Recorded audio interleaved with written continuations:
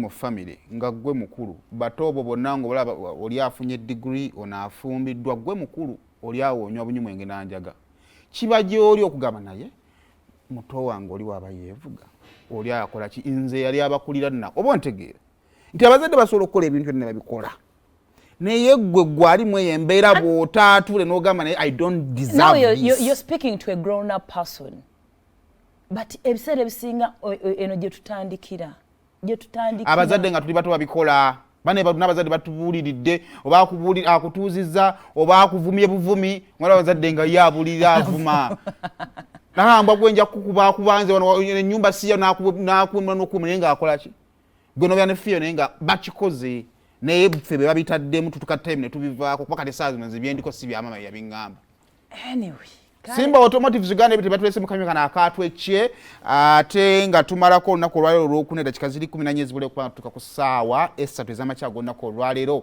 kakati pikipiki ya UG Boss weeri wali aliyo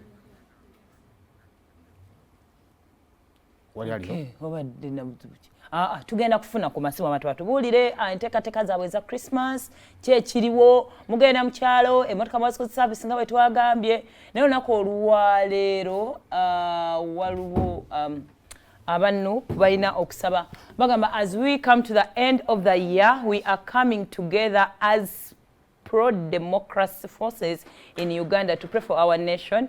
The special joint prayers will be held later on the 21st at National Unit Platform Headquarters in Makerere Kavule. Okutandika ssaawa 4 nga tuffe tuvudde wano. The prayers will focus on the gross human rights violations witnessed in Uganda over the past few years, including abductions, torture, trial of civilians in military courts, and extrajudicial killings. We shall be joined by the families of the victims who will share their experiences. So, bajja kwetaaga ndowooza obukuumi bwa police. Simanyi. Kigenda kubeera eyo. Ebimu bye bijja olunaku olweggulo tababuulidde Congo babadde n'akalulu akadde kalina ogoyinga mu maaso olunaku kabaddemu obuvuyo. Yes, very very chaotic era awo ne basalawo jjukira balondera olunaku lumu so extendinze kwa polling stations ezimu abantu tebalonze.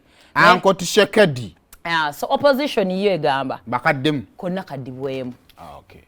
Niyo yakataani kufuga bakiti bamupobwa bannaye. Anti ne bagamba ne mukuyingirawo mu kusooka kati wali yayita mu kituli kati wali bwayita mu kituli n'afuna waatuula en Africa omuntu afugira ekisanja kimu aba mulalu naawe akosi kalombolombo kaffe eyo si nkuzibwa yaffe aliwo ebintu bye tulina okutradinga as Africans manyi waliwo ebintu oli wajja nti nze owoolugave ne mumanyi oyo mumuleka ali mu kyasa ne wobeera wa ddiini otya otukata mulugamba oba wawe weshiri I know. Like, we Africans. Kati ngeri ensonga gye twogerako eyebisaaniiko. So we are Africans. Like Africans. Kakati gwe ayagala okumpakanya nga tuli mu Africa nkubuuza ompakanya in which capacity? Ebyaffe obimanyi. Obimanyi nnyo. Woba oyagala bikyuke, give me time. Abantu balina family zaabwe erina agamba ffe twata yalina abakazi 20. Kati gwe nojja n'omufumbirwa. Nze nga mutabani wa Mutyaba. Kakati gwe mutabani wa Nansi Kombi oŋŋamba ki? Kati nga nzija kufumbirwa nga nkugamba nabbeera omu. Woba oyanga oyagala bbeera omu, let's give it time. Omanyi tomanyi omuzzukulu ayinza otuuka akaseera. N'okubiramu ne ku mubala. Bw'opa akawala ako. Ng'ebbanja liwedde. Kati mbugoogamba. Ensonga yesobola okubeera ntuufu naye let's give it time. Ndaba oba nsobola okyusaamu nve ku by'ennono. Nze nnyinza okubuulira my next generation nebuulira generation eddako to put in practice. Naye nga si ggwe. Nga sinze ne tuba tutandise. Wakikuyigiriza. Oh yeah. Change is a process. Change eringa kalimi kasaawa. Kati omusajja omugamba otya nti afuga ekisanja kimu nga mulimu baawulira. Balabira kwani ye okufuga ekisanja ekimu. Waba afuluma asobola okufumirako e Congo, asobola okufumirako e Rwanda, asobola okufumirako mu Uganda ne wasinga okuba awangu. Mbuyalabira ku Mandero ye alina ebizibu. Ba ku Mandero ne Mandero yatunda struggle batugamba yatunda struggle. Olaba n'omusajja omu Africa bwe yagenda okukwatamu Abamerika yabawuuba ebyo. Kati ng'onyumya kiri kimuffe mu DNA. Tosobola era amadde nsaba Abakongo dobodo. Otegeeza ki? musajja mumuleka avuge dobodo kakati imadde nsaba muntu w'amasimu abantu batubulire ku nteekateeka za Christmas bannange kino kirina kiro njogera nnyo wange ogamba otya magundi mu kigagge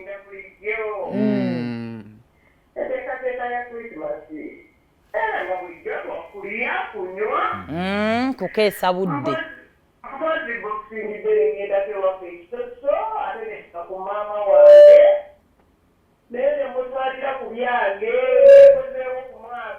kituufu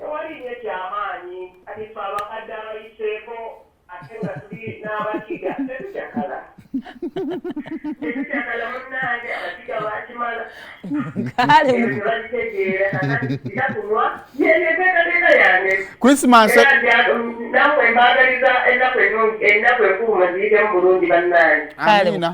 ebino bye mutaata amasimu mama wange lumu bw'alikuba ng'agamba ki ate asobola okuba ng'eri off topic nabbanja nkuba ku simyo teyitamu omusajja w'embuzi ali wano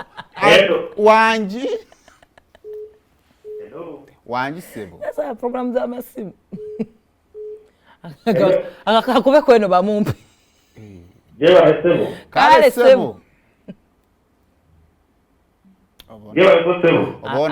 obona atumenyemu atukalubirizamu ku mulimu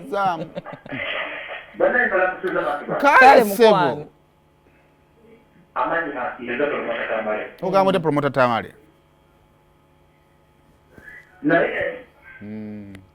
nze olaze avidiyo omukulembeze w'eggwanga wano nga abayaaye bakubembula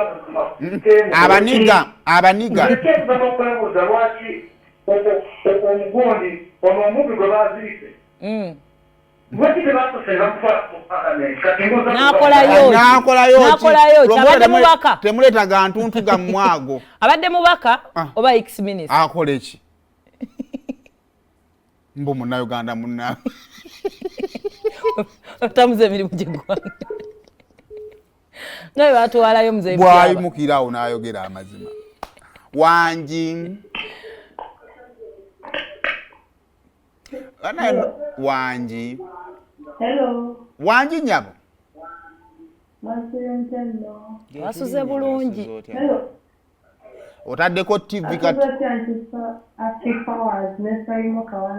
kale ogamba otya anti ayagala kwewulira swiiti nina kawoningi kenjagala oyisaawo mbajjeko essimu mugjeeko essimu afe alina kyagala okugamba eggwanga jjako essimu jako essimu afe alina kyagamba ati wamagamba kati nze omanyi nakola nnyo ne famire n'abantu nga si baddiini yange kati bami batuyita mu Christmas kano kawaningi eri abasiraamu tuli awo tulinze bannaffe bali batuyita okulya bw'olaba akawungeeza awo nga mama ewaka atandise oyita abaana b'omukomu alina obunyama bwabawa walidde ekyemisana kimala walidde enkoko tulina ennyama yaffe nekisize tobuuza ojja gwa mu godo